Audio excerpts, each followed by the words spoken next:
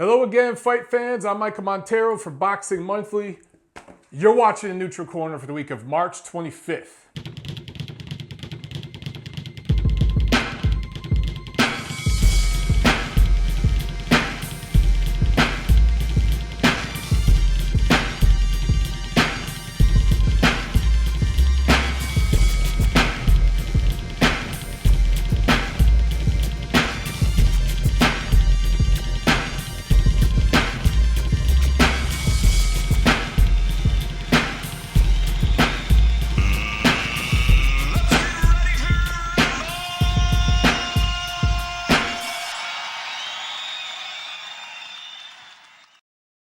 Episode number 72. We are slowly but surely approaching 100 episodes of the Neutral Corner, man. This is pretty amazing. So I want to say thank you for all you guys who support the Neutral Corner and support my channel. As you know, last week I was in New York and I'm feeling almost fully recovered. It was a very, very busy 3-4 days there. I was traveling and covering 2 fights.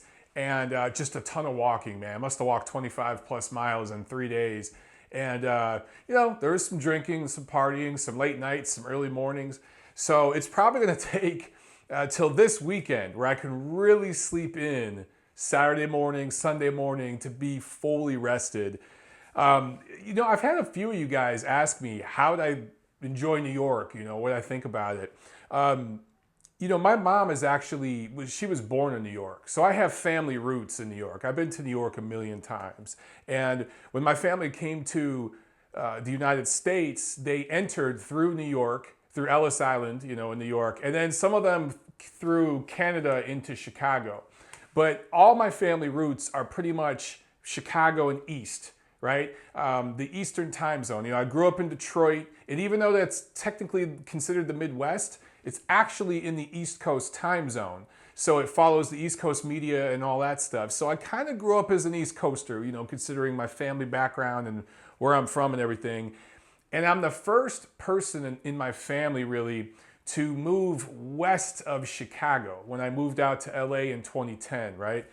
So I always get asked, New York versus LA versus New York. And when I first moved out to LA, I was your typical somewhat East Coast bred guy who kind of was cocky and thought New York is the best, LA ain't shit, But as I've lived out here the last 7+ years, I gotta say LA is growing on me, and I love New York. I always have a good time there. Whether it's the winter, the summer, whether it's the down season or the holidays, whatever it is, I always have a good time.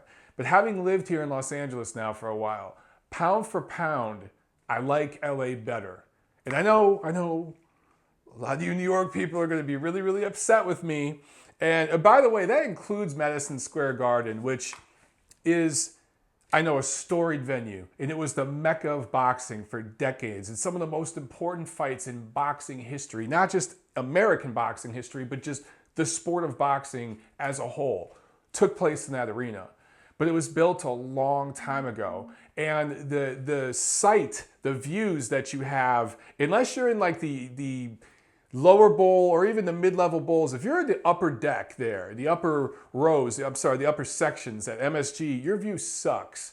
It was set up with old school technology. And a lot of people don't know or don't realize that seating charts in arenas there's a science to it, In the modern arenas, the way that you view, whether it's a basketball game, football game, or whether it's set up for boxing, whatever, the angles and the trajectory, of where the seats are located and your vantage point and all that, there's a real science to it.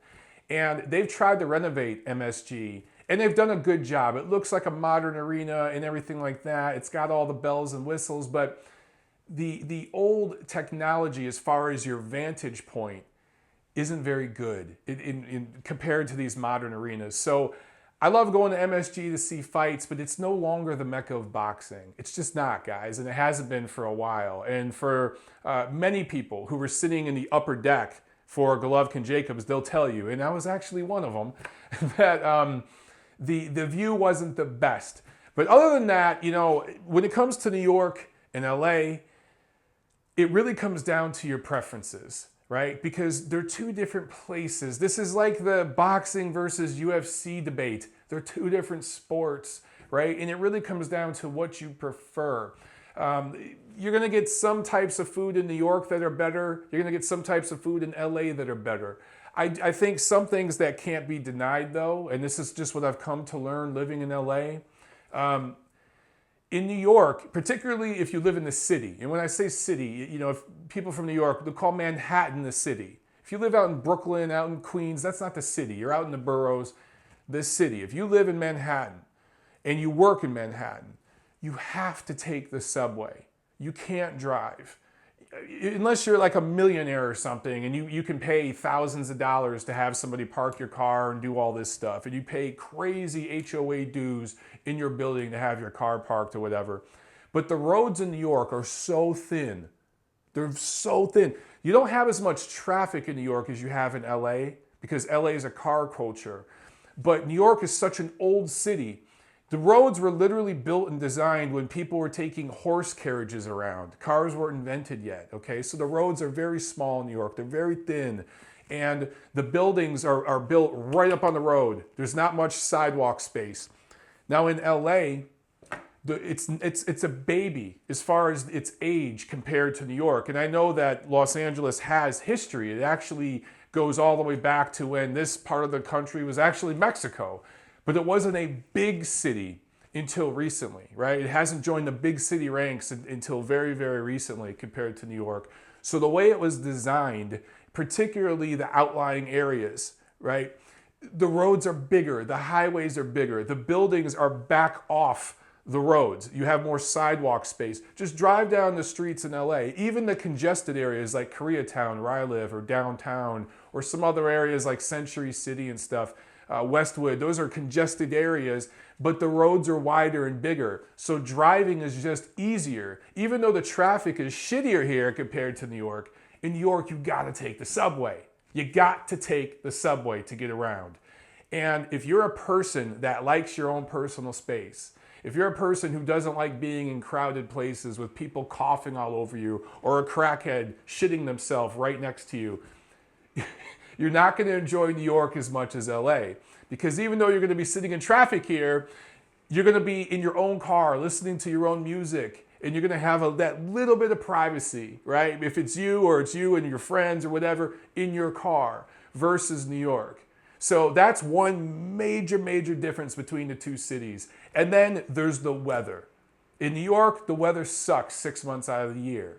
It just does. And, you know, it did in my hometown of Detroit. It does in Chicago. Just that whole part of the country, the weather sucks 6 months out of the year. And here in Los Angeles, well, in Southern California, I should say, there's one brutally hot month. It's usually like around August or September every year. And there's one month where it rains pretty much every day. But other than that, it's pretty much 75 and sunny every single day of the year. You can wear shorts in January. Seriously, you can.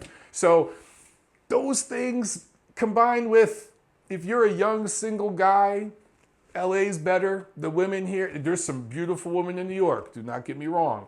But pound for pound, there's better looking women here. If you're a young single guy, it's probably better for you here. If you're a young single woman, New York is probably better for you. Unless you want to be in the entertainment business, then you got to be out here. But all those things considered, I just think LA is a little bit better. It's a more livable city. That being said, I got a lot of love for New York, and I had a great time there.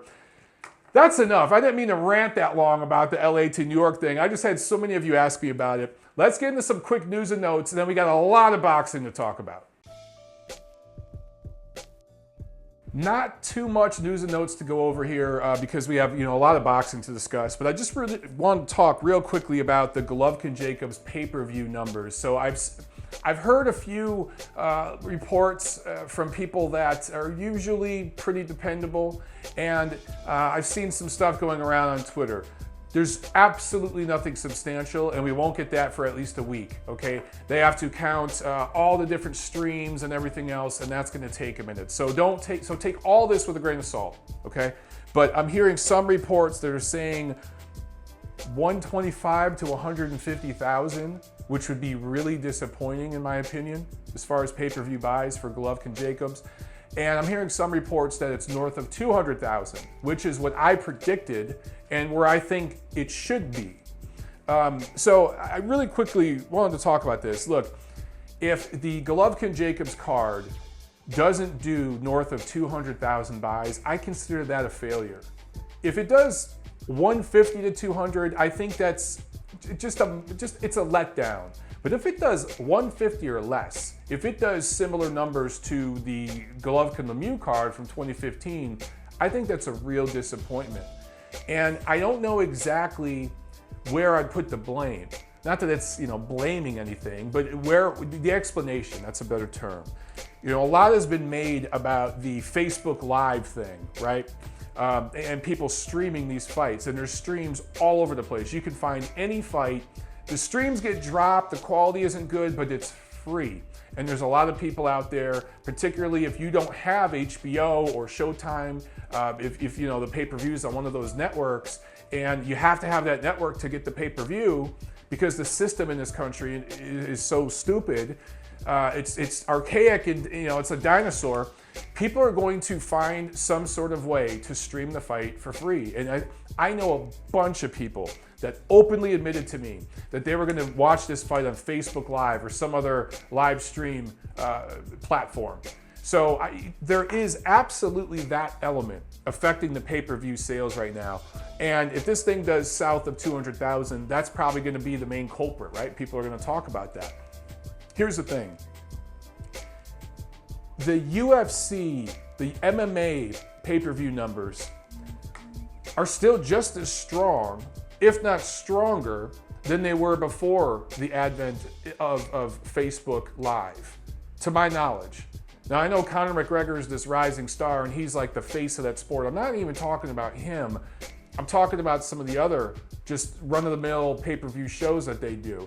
Now, maybe their numbers are slightly down, but they haven't been cut in half. They haven't been, they're not doing 25% of the business they were doing before. And some of these pay-per-view cards recently in boxing have been really, really poor compared to the averages we saw 5 years ago, right? So it does seem to be affecting boxing more than MMA.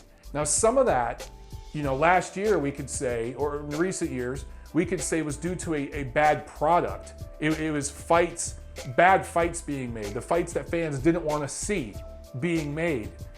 But this card last Saturday, Golovkin-Jacobs, that was the two best middleweights in the world fighting each other. And you had Chocolatito Gonzalez on there, the pound for pound #1 guy in the sport, right? So you had a good card put together, and it was $65 as opposed to the $80 price tags we normally see. So it was sitting right in the middle of a big sports time, March Madness here in the United States. So all things considered, this was the best fighting the best, right? This was a fight fans wanted to see.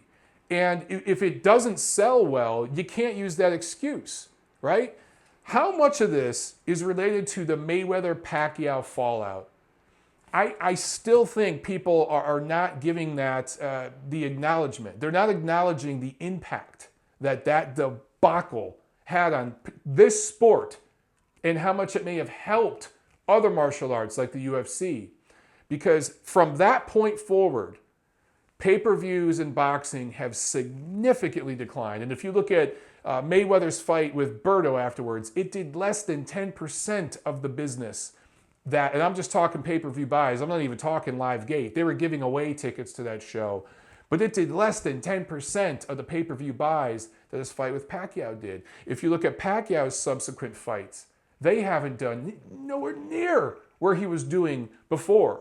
Both those guys were regularly doing about 1 million pay-per-view buys to fight relative no-names among casuals, right? So I still think that overinflated era and the buildup, people were buying those cards because of that trinket, that carrot being laid out in front of them, that they were eventually going to get Mayweather-Pacquiao. And when it finally happened, everyone bought in. Everyone bought in. People that don't know a damn thing about boxing bought in, and they got screwed. Floyd pulled one over on everybody, and he got out at the perfect time. And I realized Pacquiao had a hand in it. But Floyd's hand was much, much bigger, okay? It's just the reality of it. And I do think that we're still getting residual effects from that, particularly in boxing. So it's more than just Facebook Live. Now, I think this is a subject that we're going to be discussing and debating and researching and analyzing for years to come, because the pay-per-view model in boxing, particularly in the United States, is done. It's been blown up and it needs to change. We know that they charge way too much to buy the card commercially.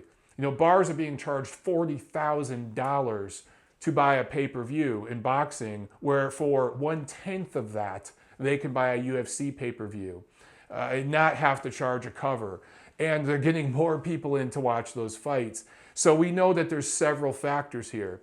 But what I want to see is technology developed where somehow we can track or rate how many people are streaming something on Facebook Live. There has to be some sort of algorithm, some sort of technology that can be built in to Facebook. And I know they got to already be working on this, because it would be a moneymaker for them if they can find out how many people are streaming this event, how many people are streaming that event. I don't know if there's some kind of code word they use or hashtags or whatever. But if they can find out, okay, there's a football game, you know, the Lions and the Bears NFL game, how many people streamed that on Facebook Live last Sunday? How many people streamed the Golovkin-Jacobs fight on Facebook Live? Because you know what network is broadcasting it. There's got to be some way, I don't know, those nerds, you know, the Mark Zuckerbergs will figure that out. When they start doing that, that's when we're really going to start getting some answers. But I just think it's an interesting topic that we're going to be discussing for a while. So let me know your guys' thoughts on that. Again, pay-per-view numbers for Golovkin-Jacobs. We don't know anything yet. I'm just telling you the rumors I've heard. But enough of all this. Let's get into a review of all the action from last week. So Tuesday in Mississippi, Sergey Derevyanchenko keeps his undefeated record intact, scores a 5th round stoppage over Kamal Russell, took his O. You had 2 undefeated prospects going at it, and I believe they were both, I think Derevyanchenko was 9-0, Russell was 10-0, but vast difference in amateur experience, right? And Derevyanchenko just so much more experienced and skilled and athletic and everything. And so this was a mismatch. Derevyanchenko is now number 2 in the IBF at 160 pounds, behind Toriano Johnson, who's still number 1 from a fight he won back on the Golovkin-Lemieux card back in late 2015. He hasn't fought since. Does have a fight coming up though, which I'll talk about in a second. But number 3 at 160 pounds, the IBF rates Jermall Charlo, which is interesting because he just moved up to 160. But if you consider what he did at 154, I think it makes sense. And then at number 4 is undefeated Japanese middleweight Ryota Murata. Now, personally, I would love to see one of the IBF's 4-man tournaments here to determine a mandatory fighter for Gennady Golovkin. We have to see how Toriano Johnson looks in his upcoming fight. But if he struggles, if there's some issues there, again, I understand he won an eliminator back in 2015, but he hasn't fought since. So maybe they can arrange some sort of 4-man tournament. But I'd love to see Derevyanchenko, Johnson, Charlo, and Murata go to work and determine a mandatory for Gennady Golovkin eventually. But that was last Tuesday. Last Friday in Reading, Pennsylvania, we had a PBC card where heavyweight Amir Mansour scores a majority decision win over Travis Kaufman. The scores were 117-111, 115-113, and Judge Steve Weisfeld somehow had this 114-114 a draw. I thought that Mansour did the better work, particularly over the second half of the fight. He was in much, much better shape. It was an underwhelming fight, which I thought it would be. Travis Kaufman's never done anything for me. Amir Mansour has just never put it all together. And I always thought that he was a little bit of a hype job. But in recent years, he's worked very, very hard. And I'd like to, he's one of those guys that against any of the top 10 heavyweights, I'd like to see it. Because he does have good power, good chin, and he comes in shape. He was in much better shape in this fight. But both guys fought a little too cautious for my taste. Mansour outworked him late. His record is now 23-2-1 with 16 knockouts. Also on Friday, Madison Square Garden, in the theater, Irish Michael Conlan scores a third-round TKO over Tim Ibarra in a sold-out Madison Square Garden theater in his pro debut. Also on that card, Alex Saucedo, an Oklahoma-based Mexican native, welterweight, undefeated prospect, improved to 24-0 with 15 knockouts with a second-round TKO over Johnny Garcia. Big KO for him. That was a really, really impressive performance by Saucedo. But Conlan, the crowd was there for him, man. I was there at that fight. I did a video talking about it, so be sure to check that out. We really were able to get some great footage to give you an idea of the atmosphere in that place. I'm not exactly sure how many fans the theater holds at MSG. I think it's around 3,000. There wasn't an empty seat, and people were standing the whole time. The Irish fans know how to party, man. They were singing, dancing, jumping around, drinking. It was just fun. I went upstairs. There's a little balcony area, and I just kind of went upstairs and sat down and just watched them. And the whole proceedings, Conor McGregor walked Mick Conlan into the ring. He had an Irish flag draped around him. And just the crowd was so hyped. They took their time with the ring walk. Conlan had this big green hat on. It was kind of it was a show. It really, really was. And I was impressed that so many, thousands of fans flew all the way from Ireland over to New York. Now, granted, it was on St. Patrick's Day, the day of the big New York St. Patrick's Day parade, which me and Tiffany were able to go check out, which was a lot of fun. And there were a lot of Irish natives there just for that. But the fact that they flew all the way over and bought tickets to that fight that they had to know was only going to last a few rounds.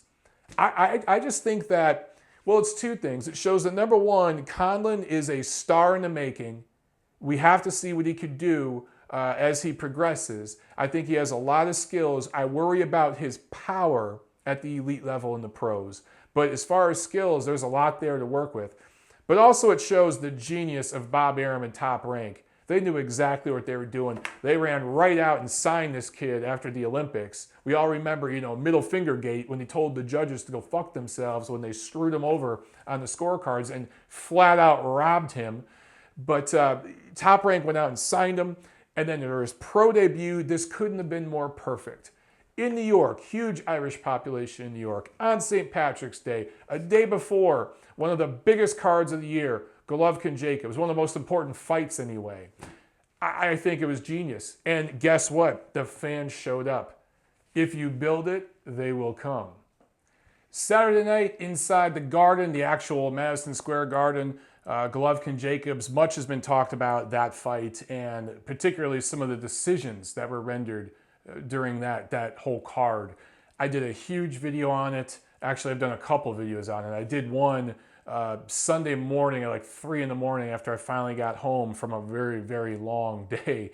And then I did one just yesterday after having watched the main event and the co-main several times. So I'm not going to talk a lot about them here. Go back and watch those other videos. I really, really break down the fights. I really, really detail, especially the main event. So check those out. Andy Lee on the undercard, which the HBO showed on their YouTube page, which was genius. That was very, very smart. Andy Lee scores a unanimous decision win. It was only an 8-rounder against Keandre Leatherwood. In the pay-per-view opener, Ryan Martin scores an 8th-round TKO over Bryant Cruz in a performance that I thought was very, very good. He dominated every second of it, looked good, but didn't exactly set the world on fire. So, win good now, look good tomorrow. He didn't do anything wrong. He just didn't do anything exceptional.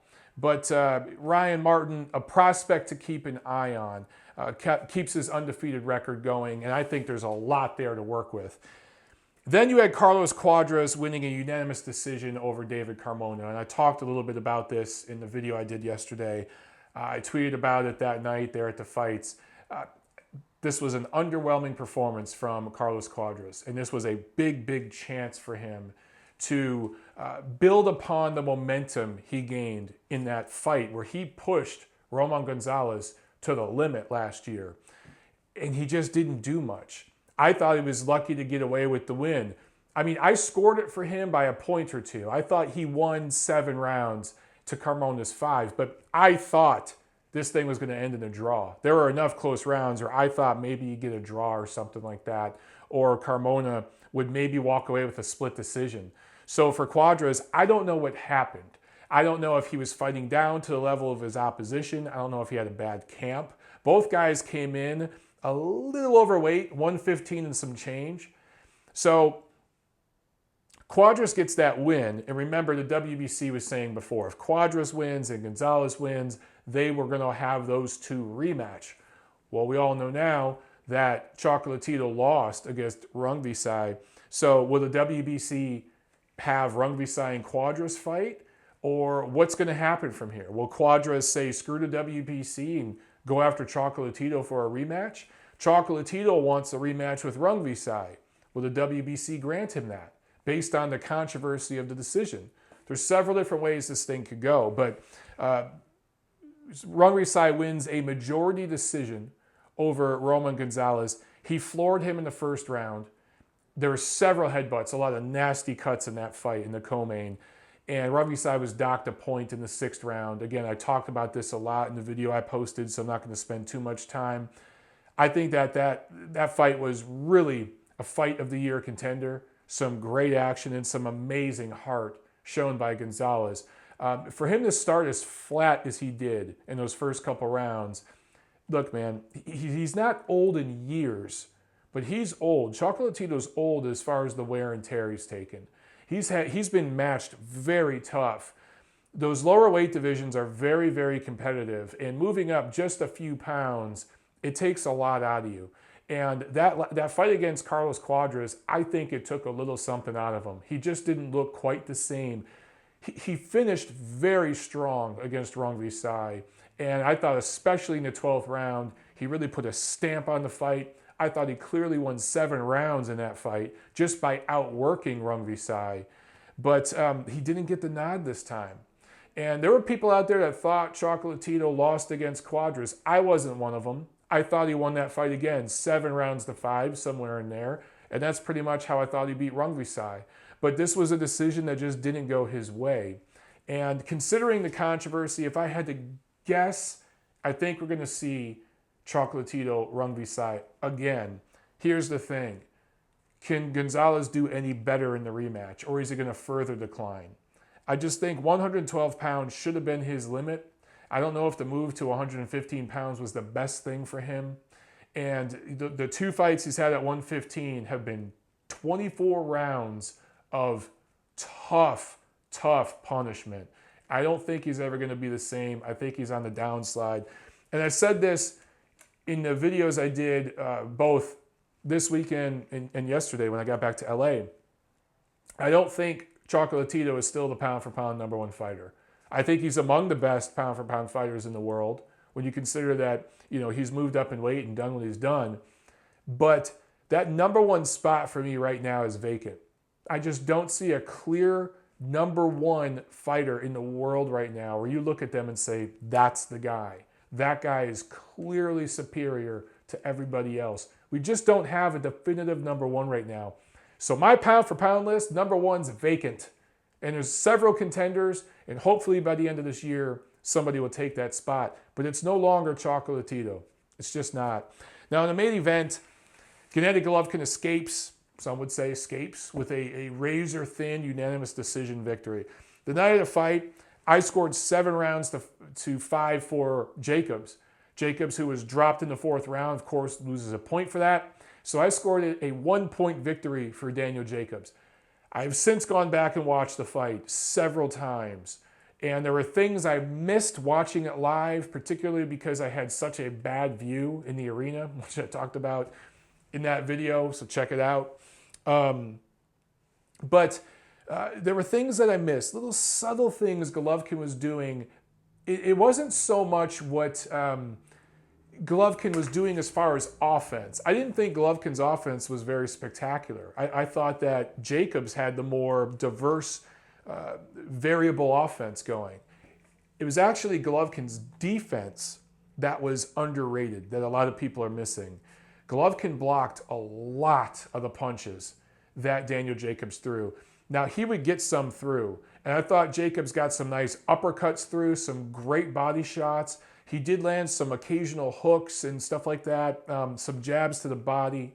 He landed some jabs in the center of the ring here and there, but mainly Daniel Jacobs' offense forced Golovkin to reset, and that is what nullified his offense. I talked about this in the video I did.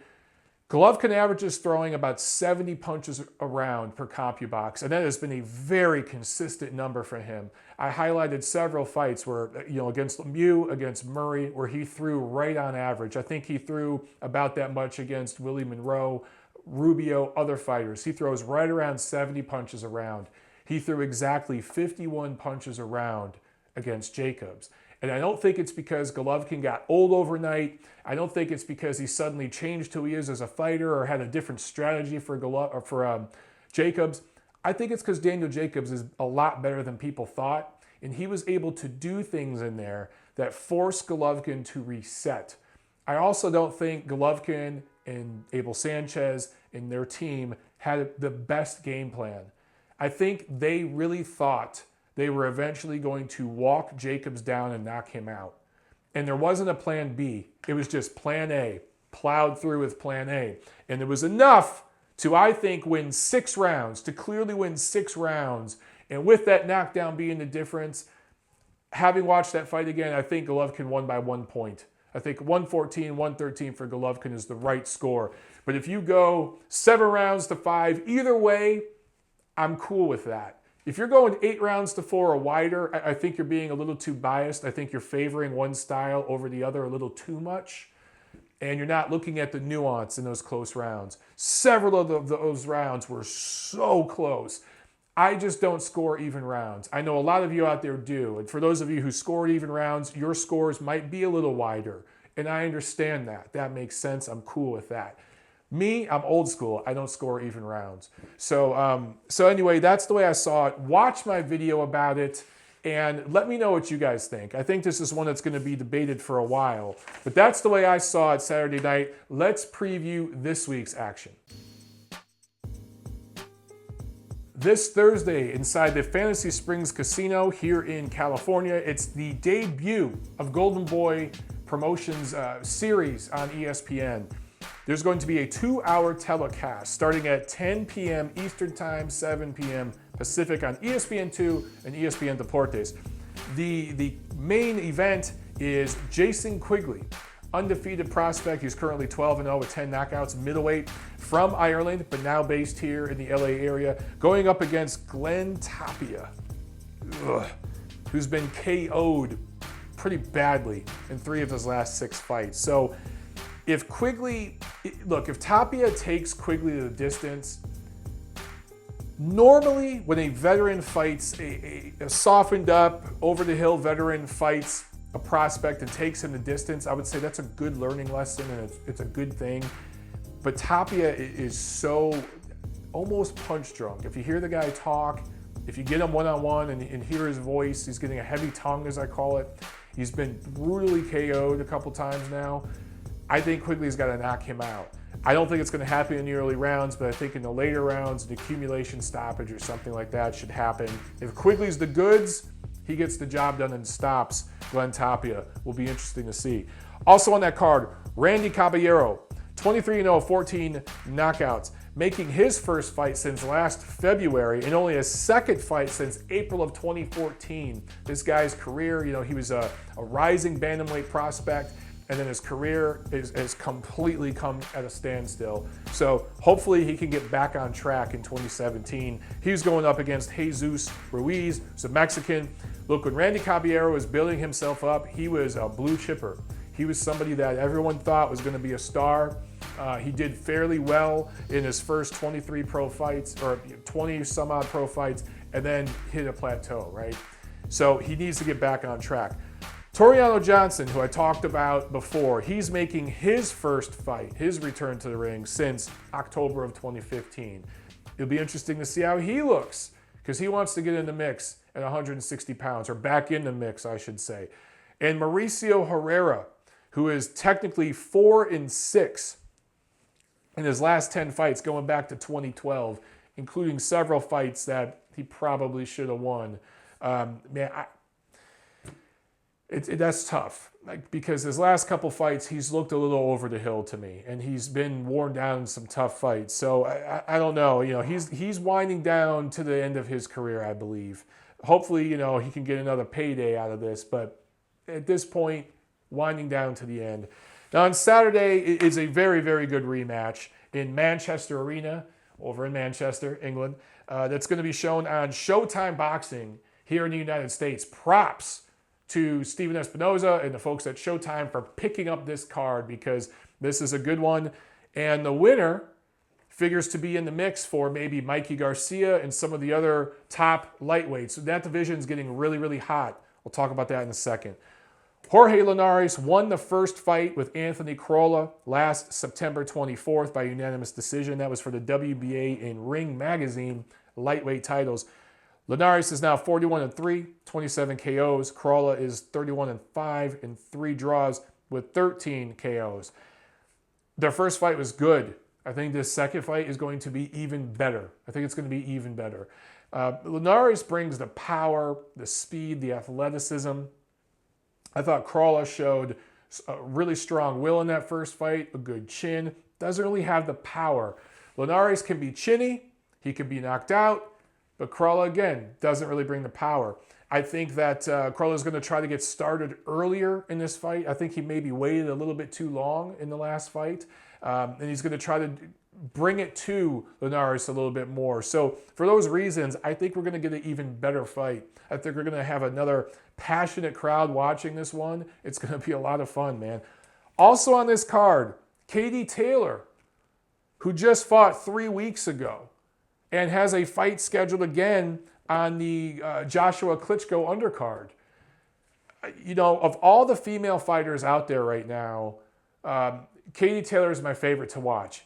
You guys know that I have some mixed opinions about female boxing, but Katie Taylor is one that I think is very, very skilled, and I love the way they're keeping her busy. Again, she just fought 3 weeks ago, fighting Saturday, and is going to fight again next month if there's no injuries here. I talked about Clarissa Shields recently, making history, headlining a premium cable show here in the United States. It was a Friday night showbox card. She needs to take this approach. If her handlers really want to build her Clarissa Shields into a star and build a fan base, she should be fighting this often. The girls got to get in the ring and fight often. They don't take as many big punches. They don't get injured as much as the male fighters because they're just not eating as much hard shots. And I think there's no reason that Clarissa Shields and her people shouldn't mimic what Katie Taylor and her people are doing. I think it's awesome that she's fighting again. They're building something with her over there. And I think that she might be the top female fighter coming up right now. I really, really do. So, I didn't give my prediction. I think that Jorge Linares is going to beat Anthony Crolla again. I just think that he just has more levels. And I think that's what I said the first time they fought, that there's just more levels there. If Crolla can catch him with a big shot and hurt him and change the fight, he's got a chance. But I just think Jorge Linares has a little bit more. And he's got that lineal championship now, right? Mikey Garcia wants it. Also at lightweight, you've got Terry Flanagan, who has a big fight coming up. Peter Petrov, obviously. Robert Easter. You've got a few guys that I would love to all see fight each other. You've got the titles all kind of spread out right now. We need to see some unification. But there are some big fights to be made in the lightweight division, man. These guys just got to start fighting each other. And I think Showtime obviously wants to take the winner of this rematch and match him with Mikey Garcia, whether it's over the summer or maybe late this year with an interim fight this summer. I think that'd be awesome. But that's it for this week, guys. hopefully I'll be caught up on my sleep by this weekend, man. And I'm going to really, really enjoy that Linares-Crolla rematch. And I'm going to be watching on my couch. It's going to be nice to watch a fight on my couch. I've just been working too much lately. Let me know what you guys think. You know the drill, man. Like, comment, share, subscribe, all that good stuff. I'll see you at the fights.